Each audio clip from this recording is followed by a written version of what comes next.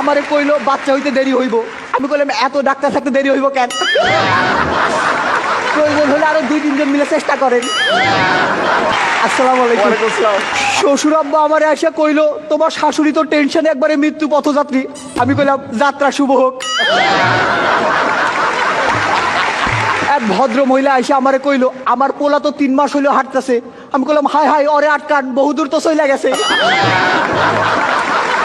আমার বউ আমারে ডাইকা কইলো খুব টেনশন হইতেছে যদি একটা কিছু হয়। আমি কইলাম আরে একটা কিছু হওয়ার জন্যই তো আনছি। আমি কইলাম থাকো আমি বাসা থেকে আসতেছি। কইলো তার আগে তোমার শালি আসুক। আরে তাইলে যায় লাভ কি? দিদা আমারে কইলো বাচ্চা হওয়ার আগে টক খাওয়ান লাগে, এই ধর তোর বইয়ের জন্য 1 বাটি আচার নিয়ে যা। আমি কইলাম তাহলে আমারও 1 বাটি দাও। দিদা কইলো আরে না বাচ্চা তো হইব তোর বইয়ের। আমি কইলাম হ অবাক ব্যাপার, একই দিনে বিয়ে করলাম শুধু বইয়ের খবর হয়ে গেল। বউ কইলো বাড়িতে নতুন অতিথি আসতেছে, শুনে খুব আনন্দ পাইলাম। পরদিন দেখি শ্বশুর শাশুড়ি চলে আসছে। পাশের ঘর থেকে শালিকা এসে আমারে কইলো দুলা ভাই আমি কিন্তু বইন্ডে সারা রাইতে ঘুমাইতে পারি না। আমি কইলাম হ আমিও। আজ থেকে তোমরা দুজনে একসাথে থাইকো, আমি মধ্যিখানে ম্যারেজ করে আনি মনে। শালি কইলো আমার বোনের বাচ্চা হইব জন্য আমার খুব খুশি খুশি লাগতেছে। আমি কইলাম এইবার তোমার উচিত তোমার বোনকে খুশি করা। পরিবার পরিকল্পনার এক আপা আসছিল। আপা আমারে কইলো যে জন্ম নিয়ন্ত্রণের জন্য কোনো পদ্ধতি গ্রহণ করছিলেন কি? আমি কইলাম পদ্ধতি একটা গ্রহণ করছিলাম কিন্তু ওইটা নিয়ন্ত্রণের না। আপা আমার বউরে কইলো যে এই সময় ভালো মন্দ খাওয়া দরকার, আপনার কি খাইতে সবচেয়ে ভালো লাগে? আমি কইলাম ওই একটা খাবারের নাম কয়া দাও। ওইটা কইও না। আপা আমার বউরে কইলো এই সময় কিন্তু ভারী কোনো কিছু তুলবেন না। আমি কইলাম আমার ওজন খুব একটা বেশি না। আমার বন্ধু আমারে কইলো আমার শ্বশুর শাশুড়ি খুব খারাপ, মাসে 2-3 বার যাওয়া আসা করে।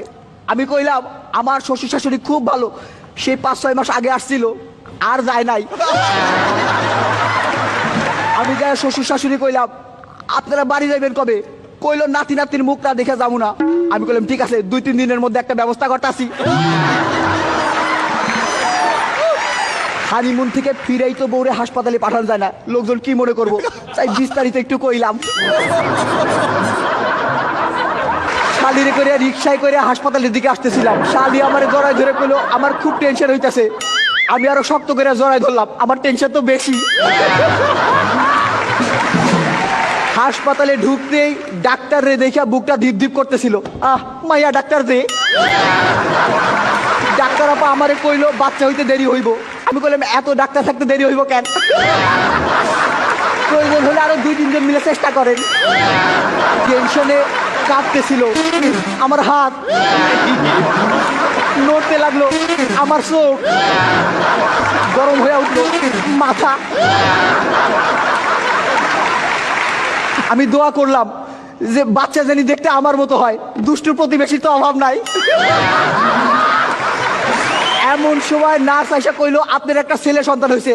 আমি কইলাম এত চেষ্টার পরে একটা? দাঁড়ান বউরে খবরটা দিয়ে আসতেছি। যাইয়া বাচ্চারে তো দেখে অবাক, এতদিন পরে হইলো তাও এত ছোট। এই বাচ্চারে পাল্টাই দেন, লিক হয়ে গেছে। বাচ্চার মুখ দেখে তো অবাক, একবারে দাদুর মতো। আরে দাঁত ছাড়া যে। শালি কইলো এই যে বাচ্চার চোখ 2টা একবারে আমার বোনের মতো, কান 2টাও একবারে আমার বোনের মতো, আর যে একটা কইলো না ওইটা তো আমার মতো। আমি নাকের কথা কইতেছিলাম। আমার যে ছেলে সন্তান হইছে এইটা শুনেই বিশ্বাস করেন। একটা ছোট্ট প্রমাণ আছে কিন্তু তা দেখাতে পারবো না। আরে ছবিটা যে নিয়ে আসি নাই। শ্বশুর শাশুড়ি কইলো একটা ভালো ছেলে খুঁজতেছি, ছোট মেয়েটার এবার বিয়ে দিয়ে দিব। আমি কইলাম আরেকটা ভালো ছেলে খুঁজেন, আমার দ্বারাও বিয়ে দিব। পরিবার পরিকল্পনার পয়সা কইলো ভাইজান এই ভাবির স্বাস্থ্য খুব একটা ভালো না, এখন আর বাচ্চা কাচ্চা নিয়েন না। আমি কইলাম তা ঠিক আছে, কিন্তু যাদের স্বাস্থ্য ভালো তারা তো আর শুনবো না। বলে শোনেন, 2 বাচ্চার মধ্যে দূরত্ব রাখা দরকার। আমি বললাম ঠিক আছে, বাচ্চা আরেকটা হইলে 2টারে 2 জায়গায় পাঠাই দেবো। বলে শোনেন, বাচ্চার পুষ্টির জন্য মায়ের ভালো মন্দ খাওয়া দরকার। আমি বললাম এই তো মেয়ে মানুষ বলে পক্ষপাতিত্ব করলেন। ছেলে হলে বলতেন বাচ্চার পুষ্টির জন্য বাবার ভালো মন্দ খাওয়া দরকার। আর সারাদিন ধরে বউ বলতেছে আজ পারফরমেন্স যেন ভালো হয়। আমি কইলাম অনেকদিন পর তো, ঠিক আছে চেষ্টা করুম নেই। আজকের মতো আসতেছি, আসি।